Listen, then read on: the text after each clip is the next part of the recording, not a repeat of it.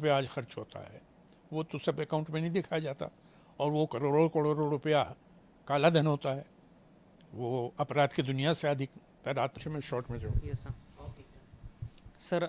CIC का जो फैसला आया है, रीजनल पार्टी सारी पार्टियां जो है उनको आरटीआई के दायरे में आना चाहिए, किस तरह से आप टिप्पणी करेंगे? मैं सिद्धांत रूप में इससे नितांत सहमत हूँ कि राजनीतिक दलों को कोई संकोच नहीं होना चाहिए जनता के प्रति सब कुछ सूचना स्पष्ट करने में।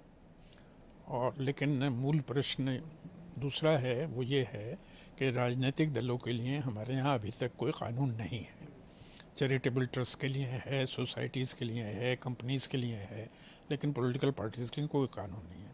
कानून बनना चाहिए और उस कानून में प्रावधान होना चाहिए उनकी इंटरनल डेमोक्रेसी के बारे में, आंतरिक लोकशाही, और उनके अकाउंट रखने के बारे में, कहाँ से पैसा आया, कितना पैसा आया, कहाँ गया, और वो ऑडिटेड अकाउंट्स जनता को सुलभ होने चाहिए। जनता भी जानती कि काला धन आता है इलेक्शन में। जी, और जनता का अगर परसेप्शन लें तो आज ये स्पष्ट है कि चुनावों में टनों मनों रुपया खर्च होता है, वो कहाँ से आता है ये स्पष्ट होना हाल चाहिए। ही में बीजेपी के नेता है गोपीनाथ मुंडे, उन्होंने जाहिर सभा में आह्वान दिया था चुनाव आयोग को कि मैंने 8 करोड़ रुपए लोकसभा इलेक्शंस में खर्च किए थे और जो कार्रवाई करनी है कर दीजिए।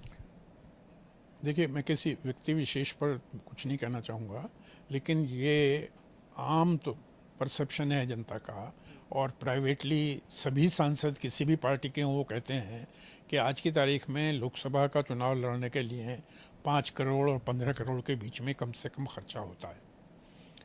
एक सांसद ने तो यहाँ तक कहा कि उसने टिकट लेने के लिए 5 करोड़ रुपया दिया। 5 करोड़ रुपया पार्टी को या पार्टी के नेता को दिया टिकट लेने के लिए।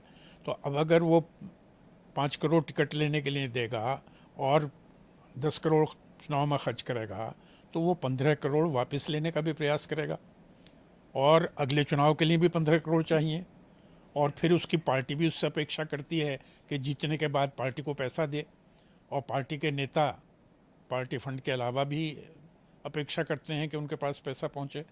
तो वो अगर सैकड़ों करोड़ नहीं कमाएगा तो is being less than human. ये तो स्वाभाविक है कि इस प्रकार भ्रष्टाचार कभी नहीं रुकेगा। तो जब तक आप निर्वाचन व्यवस्था में आवश्यक सुधार नहीं करेंगे तब तक भ्रष्टाचार का भी निदान नहीं होगा। तब तक लोकसभा और विधानसभाओं में ऐसे लोग नहीं पहुंचेंगे जो वैसा आचरण करें जिसकी आप अपेक्षा करते हैं। हम सब उनके आचरण के लिए उनकी आलोचना करते हैं, लेकिन सही लोग तभी पहुंचेंगे जब आपकी निर्वाचन व्यवस्था ठीक होगी। सर, जाते जाते जिस शब्द के ऊपर इतना विवाद शुरू है, उस सेक्युलर शब्द के बारे में आपको पूछना चाहूँगा कि संविधान की परिभाषा में सेक्युलर शब्द का क्या अर्थ है, क्या मीनिंग है? देखिए, संविधान जैसा संविधान सभा से बनकर आया था उसमें प्रीएम्बल में, उद्देशिका में सेकुलर शब्द नहीं था। ये इमरजेंसी के टाइम पे जोड़ा गया, सेकुलर और सोशलिस्ट। सेकुलर शब्द था आर्टिकल 25 में, और वहाँ सेकुलर का वो अर्थ बिल्कुल नहीं था जो सेकुलर का अर्थ प्रीएम्बल में दिया जाता है, बिल्कुल उल्टा था। लेकिन जो सेकुलर शब्द का अर्थ लगाया जाता है वो सर्वधर्म संभाव लगाया जाता है हमारे यहाँ, कि सब धर्मों को राज्य एक दृष्टि से देखेगा। लेकिन अब हो ये रहा है कि सेकुलरिज्म के नाम पर भी राजनीति हो रही है, धर्म के नाम पर भी राजनीति हो रही है। पंथ निरपेक्ष हिंदी में उसको किया जाता है, या धर्म निरपेक्ष जो भी कहिए। तो धर्म को भी इस्तेमाल किया जा रहा है वोट बैंक बनाने के लिए, और सेकुलरिज्म को भी इस्तेमाल किया जा रहा है उसी पर्पज़ के लिए। तो दोनों में से, कम्युनलिज्म और सेकुलरिज्म, मैं समझता हूँ दोनों में से किसी को भी आप चूज़ करिए, एक ही बात है। दोनों का दुरुपयोग हो रहा है।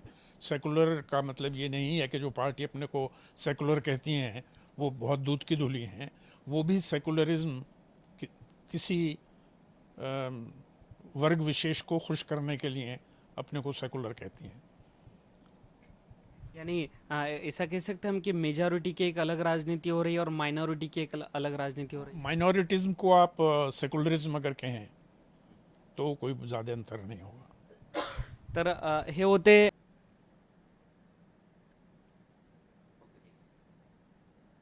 धन्यवाद कश्यप सर. तर हे होते डॉक्टर सुभाष कश्यप सर, संविधानाचे विशेषज्ञ ते मानले जातात आणि सगळ्याच गोष्टींचा उहापोह डॉक्टर सुभाष कश्यप साहेबांनी आपल्या मुलाखतीच्या माध्यमातून केलेला आहे.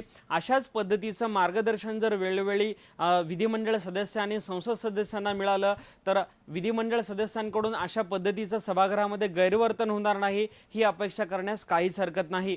व्हिडिओ जर्नलिस्ट उपेंद्र रावत सह मंगेश चिवटे, जय महाराष्ट्र, नवी दिल्ली.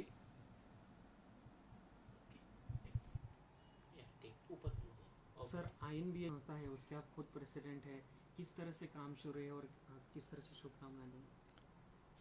मेरी अध्यक्ष के नाते मेरी समस्त शुभकामनाएं तो INBA के साथ हैं ही। ये नया बार एसोसिएशन है और बहुत थोड़े समय में बहुत बड़ी संख्या में वकील लोग इसके सदस्य बने हैं। 5000 से ज़्यादा सक्रिय सदस्य इसके हैं मुझे बताया गया। तो बहुत बहुत बड़ा बार एसोसिएशन ये बनने जा रहा है और हमारे साथियों को उम्मीद है कि शीघ्र ही इसकी संस्था 20,000-25,000 के करीब हो जाएगी। और इसमें जो वकील लोग हैं, एक बहुत बड़ा अंतर दूसरे एसोसिएशन से ये है कि वो देश के विभिन्न भागों के से हैं और निचली अदालतों से लेकर और उच्चतम न्यायालय तक के एडवोकेट्स उसमें शामिल हैं। और इनका जो प्रोग्राम है उसमें बहुत सारे अच्छे समाज सेवा के कार्य होने की आशा है, जिससे लीगल एड का बहुत बड़ा कार्यक्रम करने का प्रोग्राम है। और बहुत सारी जो नई विधाएं हैं कानून के क्षेत्र में, उन पर बहुत जोर दिया जा रहा है। विजुअल्स लेंगे वो चलो बीच में दिखाएंगे हम. ये आप ही अभी एडिटर इसका 12 साल से निकल रहा पहले पॉलिटिक्स इंडिया के नाम।